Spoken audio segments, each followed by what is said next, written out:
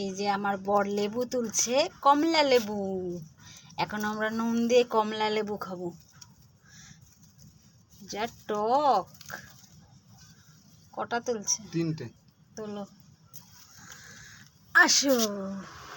এই যে আর কদিন বাদে মুসুম্বি খাবে। এই যে বড় বড় হবে কিন্তু এগুলো, বলো এখনই এত বড়।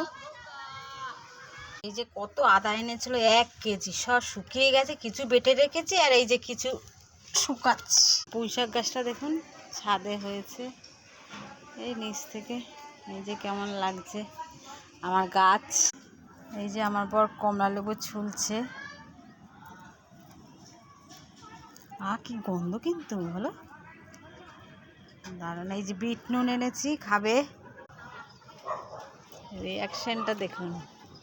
ও টক খেতে ভালো পারে, এর জন্য ওর কোনো অসুবিধা হয় না।